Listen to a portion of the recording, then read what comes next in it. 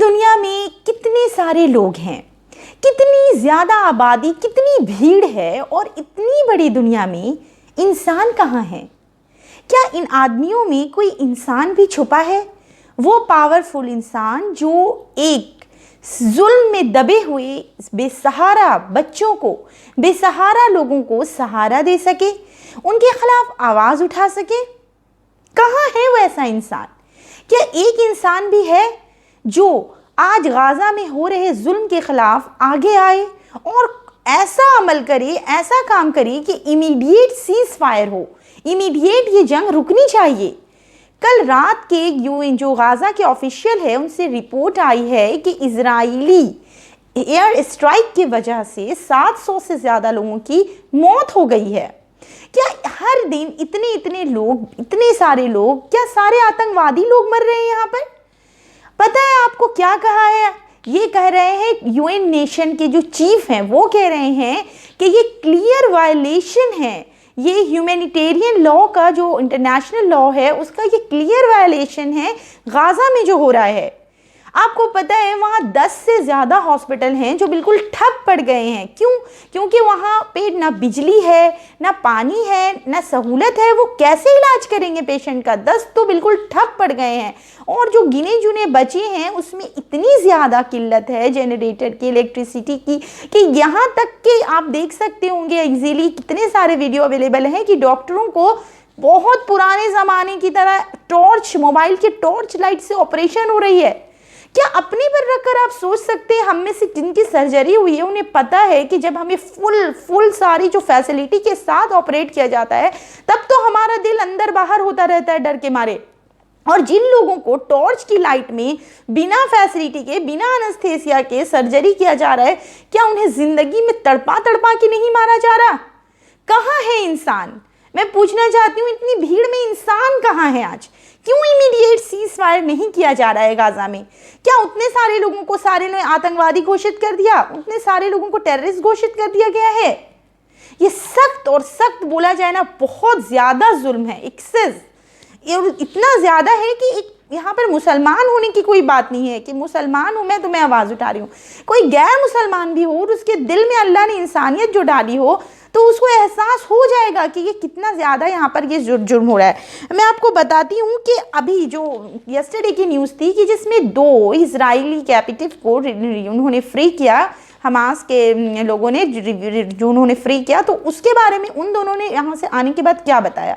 उन्होंने क्या बताया कि उनके ऊपर जुल्म हो रहा था, बर्बरता हो रही थी। उन्होंने बताया कि उनके साथ उन्होंने बहुत अच्छा सलूक किया, उन्हें वही खिलाया जो खुद खाते थे, उनके लिए क्लीन करते थे, उन्हें टाइम पे दवा, खाना, हर कुछ प्रोवाइड कर रहे थे।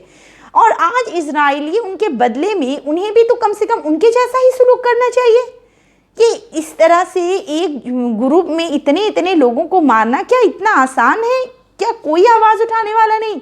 बस न्यूज़ सुनो तो मीटिंग्स हो रही है। सच में बताऊं कि मीटिंग्स इतनी हो रही है कि यूनाइटेड नेशन सिक्योरिटी काउंसिल की मीटिंग हुई है कि ये जो है बहुत ज़्यादा खिलाफ है इंसानियत के, और फिर अलग अलग कंट्री के लोग भी जो बेहुक्मरान हैं वो मीटिंग कर रहे हैं और ये कह रहे हैं कि नहीं ये गलत है, गलत है।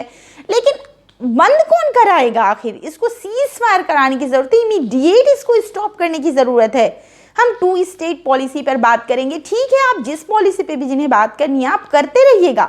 फर्स्ट आप किस चीज़ के लिए? मुझे तो एड प्रोवाइड कराना एक तो बहुत अच्छी बात है कि एड प्रोवाइड किया जा रहा है जो मर रहे, लेकिन सबसे इमीडिएट है कि इसे रोकना। एक तरफ लोग मर रहे हैं और आप उन्हें खाना पहुंचा रहे हैं कि लीजिए खाइए।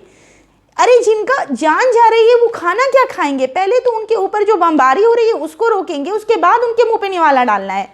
थोड़ा अक्ल की भी बात सोचनी चाहिए। कहाँ है इंसानियत? मुझे तो यही नहीं समझ में आ रहा कि आज हम लोग लगता है कि कितने पुराने ज़माने में पहुँच गए हैं जहाँ पे ना ही कोई अवेयरनेस है, ना ही कोई कहते हैं ना कि ना ही कोई एक ग्रुप है, ना कोई संस्था है, ना ही कोई भी ऑर्गेनाइजेशन नहीं, कोई भी प्रोटोकॉल नहीं, बस यहाँ पे मनमर्जी की चल रही है। कम से कम आम इंसानों के बारे में सोचा जाए कि आम इंसानों को इससे क्या नुकसान हो रहा है जब छोटे छोटे बच्चे बिलक के मर रहे हैं। और पता है मलबे के नीचे कितने लोग दब दब के मरे हैं? अरे अपने ऊपर रखकर सोच लीजिए तो आपके अंदर एहसास हो जाएगा कि ये कितनी बड़ी ज्यादती है। तो मैं सारे मुसलमानों से, जो भी मेरी वीडियो देख रहे हैं, मैं सबसे एक ही रिक्वेस्ट करना चाहूँगी कि बेशक आप लोग दुआ कर रहे होंगे, अल्हम्दुलिल्लाह हम लोग सब दुआ कर रहे हैं, लेकिन साथ ही हम लोगों को एक मिशन ज़रूर उठाना है, और वो मिशन है कि हम लोग अपनी ज़िंदगी में इस दुनिया से, अपनी ज़िंदगी से सूद को निकालेंगे। हम लोग हर वो मुमकिन कोशिश करेंगे इंशाअल्लाह ताला कि हमारी ज़िंदगी से इंटरेस्ट, ब्याज, सूद जो है वो निकल जाए। हम लोग ऐसा इस्लामिक बैंक कायम करें जिसमें हमारे पैसे पर कोई भी इंटरेस्ट हमें नहीं मिले, ठीक है। और खूब बना रहे हैं पब्लिक को कि जंग हो रही है, वार है, कन्फ्लिक्ट है। काहे की कन्फ्लिक्ट है?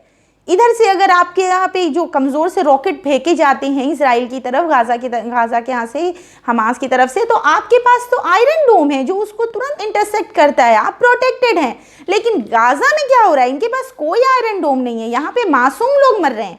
आपको जिनसे दुश्मनी है उनको पकड़िए, उनको मारिए।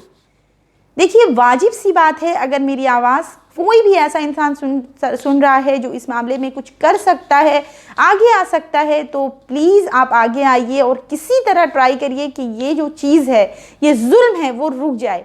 तो इंशाअल्लाह देखिए, हम सभी को बनाने वाला एक है, तो हम और आप सबको मिलकर कोशिश करनी है। और जिस तरह मैं यहाँ पर ये सराहना करना चाहूँगी, जिस तरह हमारी इंडियन गवर्नमेंट में नरेंद्र मोदी जी ने भेजा है एड्स वहाँ के लिए, फ़िलिस्तीन के मुसलमानों के लिए, फ़िलिस्तीन के जो मज़लूम हैं उन लोगों के लिए उन्होंने यहाँ से जो एड्स भेजा है, इनके लिए उनकी मैं तारीफ़ करना चाहूँगी। अल्लाह पाक हम सबको हिदायत दे, और हिदायत देने वाली ज़ात अल्लाह ही की है। अस्सलाम वालेकुम।